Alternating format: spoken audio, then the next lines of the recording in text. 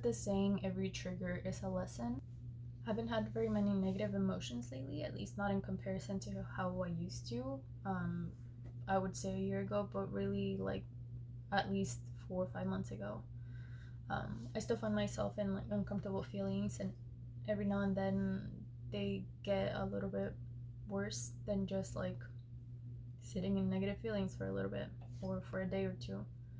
And the fact that they keep coming back as bad as they not as bad as they seem to be, I think because they're still coming up in my life, there's something that obviously is screaming for attention. And I feel like, again, because they keep coming up, they're obviously blocking me from achieving self-mastery. And so I'm gonna use this video as an excuse to keep myself focused and actually do something about it. Because about 2 weeks ago I told myself I would journal every night about how I felt during the day, and the headline for this journals was going to be, what did my feelings teach me about myself today? That was 2 weeks ago, and I literally only have 2 entries. Oops.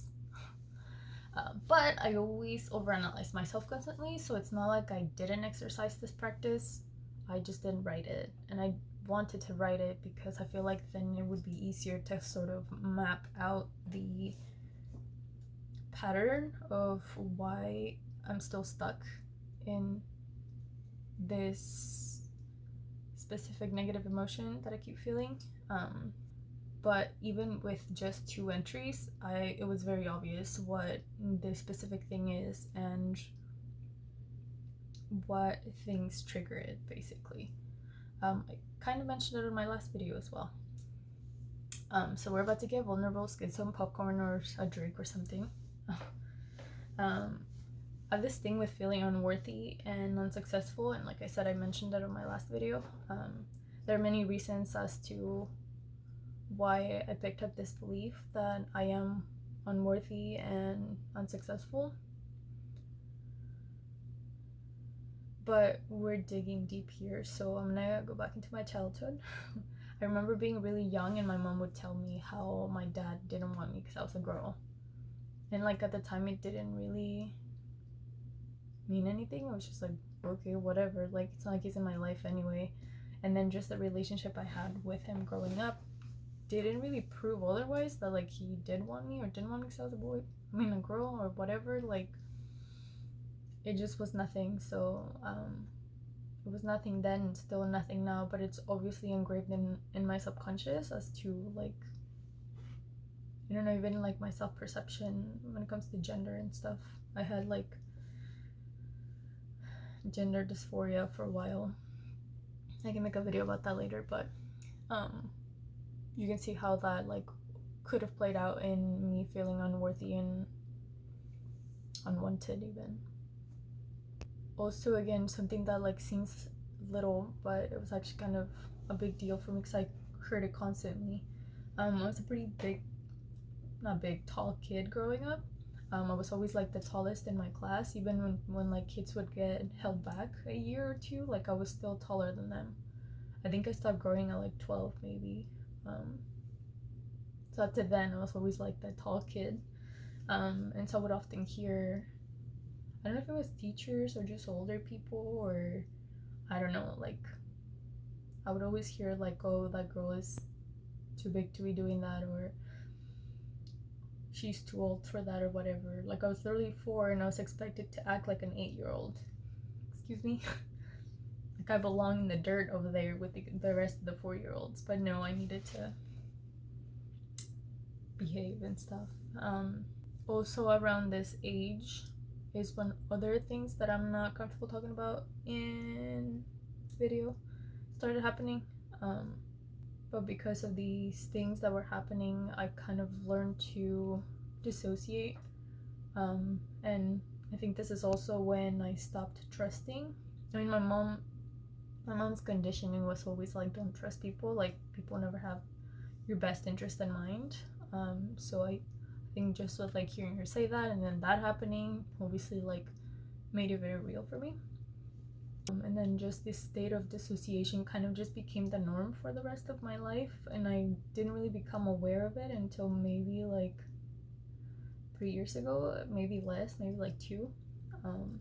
Again, that can be a story for another video. But going back to my childhood, like, because I was often in this like disconnected, detached state of mind where like I was always in my head or never in my head and never here in the present moment, I had a hard time focusing or paying attention. Like, I remember sometimes my mom would literally have to do this in front of my face to get my attention because I just wasn't here. I also feel like I wasn't as active or as productive as the rest of the kids that were my age. I grew up in a small town, so like it was kind of like inevitable to have to compare the kids, I guess. I think it's another thing that kind of played out in like why I compare myself to others often and like end up making myself feel unworthy and useless. And I mean, I'm making it sound really bad, but I feel like it wasn't even that bad, at least not in school, because even though like I remember absolutely nothing about school, I always had pretty good grades. Like, I don't want to say good as in like I had A's and B's, but like I had A's, B's, and C's. Like, it wasn't bad. I have no clue how I did that because each girl has a hard time learning. But I don't know, I think I got pretty good at just faking it. Again, going back to like how my mom conditioned me per se, like I am not by any means blaming her. This is just like how she did what she could with what she had, and she felt that this would make me into like a good human being. I mean, I came out pretty alright. I think I just put myself down a lot. But anyway, the way that she sort of brought me up, it was like I had to follow orders and I couldn't say anything back. And I think that's a pretty like normal rule with parents. It's like you don't talk back to your parents, especially if you're Hispanic. Like, you do not talk back to your parents. But I think the way my brain is, like, I took that to the next level, and like even the things that were going on around me at the same time, like I just took it as I am not allowed to say anything. I'm not allowed to have an opinion because I don't know what is accepted and what isn't. And for the most part, nothing that ever comes out of my mouth is accepted. So like, why should I even try? Or why should I even try to build a thought or an opinion about anything? So I feel like I lived a pretty unauthentic life growing up. I feel like I only did obviously what I was told, but also like I'm an observant, so I would try to see like what was accepted and I would mimic that. And obviously like that's not an authentic thing to me or to do. I feel like there were a few things that were very much me, and that was 1, riding my bike, and 2, drawing and playing with my cats. That never went away. But my midheaven is in Virgo, so it's kind of why I feel very inclined to like be with my kitties and stuff. But even then, like, those things weren't encouraged, and because they weren't encouraged, my brain just took it as this is also not accepted. I remember like I felt amazing riding my bike, but again, because it wasn't encouraged for me to do like on the daily, I said like, this is a good thing that you should be doing, go ahead and do it. It was like my escape. So whenever I felt like I wanted to run away, I would just like grab my bike and go around the block and come back and be like, okay, I'm fine, whatever, I don't care anymore. Or I would just like ride it to school, even though school was like 2 blocks away. But and then with drawing, I enjoyed it. I think it was a really good way for me to make something productive out of my dissociation. Oh no, the gardener. Obviously, there are many other things as to how this pattern came about or how this pattern manifested into my life, but that's just like kind of the base of the rest of the things that came after. And honestly, like, even now, I still feel like I'm in limbo like 70% of the time. Like, I don't know. I don't know. I just live here. I don't know anything. I don't know. If you're into astrology, my North Node is in Pisces, so you can understand why I had to go through this conditioning, and then understand the conditioning, and then dissect it, and then understand that this was just conditioning but isn't really what I am. And now that I'm in this stage where like I understand my previous conditioning, it's time to do the rewiring. And obviously, like, the whole point of having your North Node in Pisces is to let go. I'm a Taurus, so that is like extra hard for me. My current partner, my love of my life, aka my soulmate, my twin flame, she also has her North Node in Pisces, but she's a Scorpio. So for her, I feel like giving things up and just letting go comes 1,000 times easier than to me. We've only been in union for, I think, well, it's been over a year, but it's gonna be 2 in April.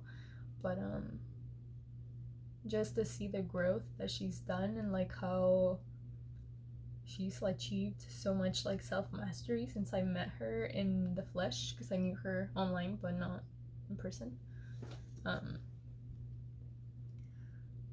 It's just like crazy to me how like over a year ago I was the one trying to like explain to her how the universe works, and now she has become the universe.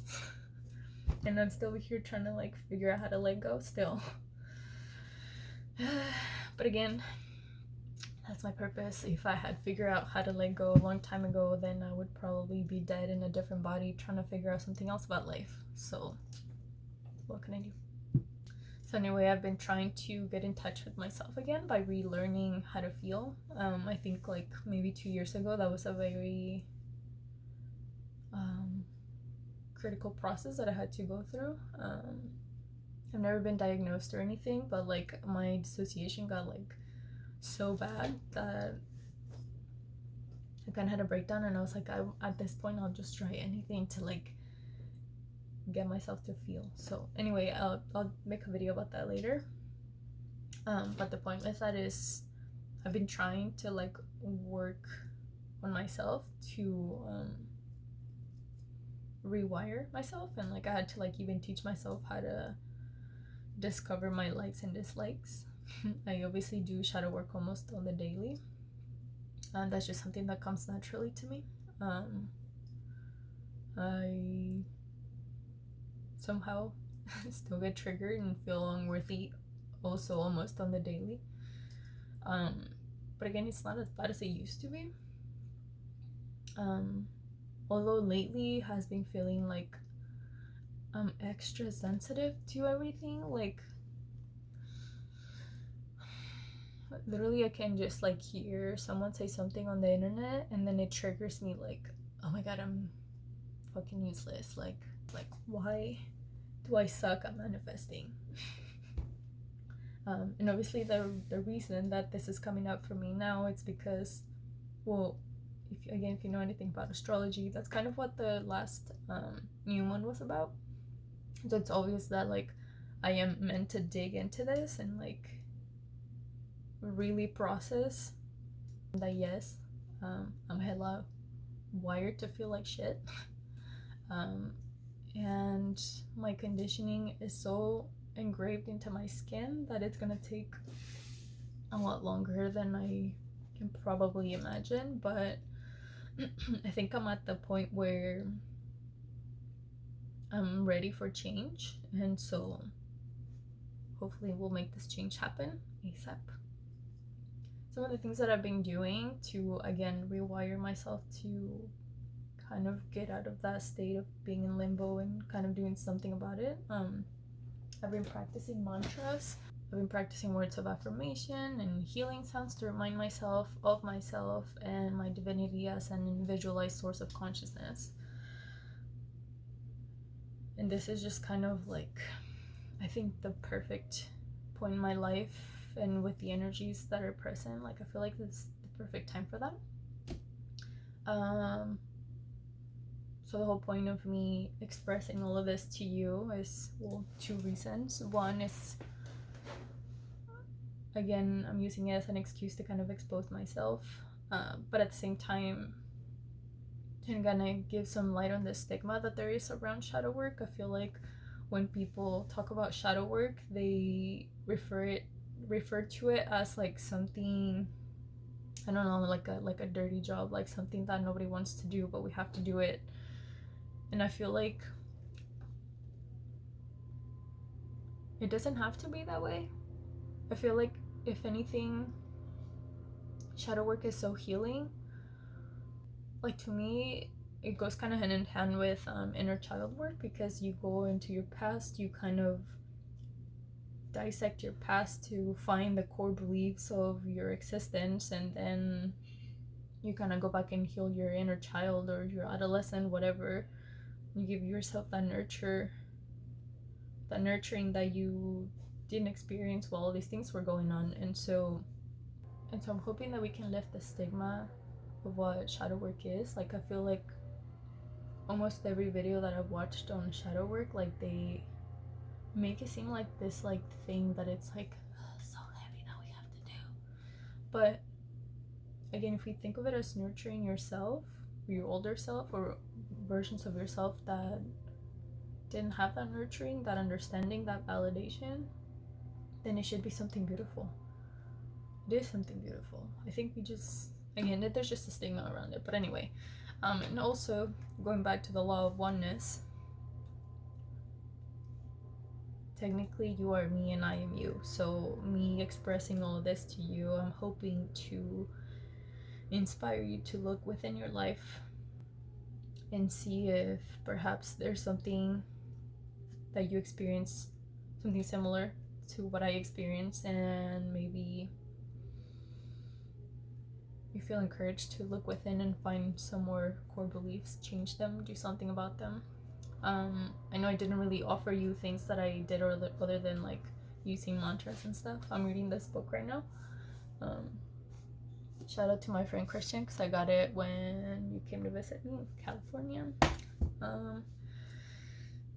don't know, there's a lot of things. We can make another video about how all these things have helped me, but I felt the need to kind of express the shadow aspect of this process, so that we can lift the stigma. You can learn from me and I can learn from you. So if you have any tips on how to master your life, if you have your North Node in Pisces and you have things that you want to share, or if you just want to make a comment about anything, you want to bash me about something else, you want to talk or make fun of my accent or whatever, like I said, feel free. How am I supposed to master myself if there's nothing bothering me?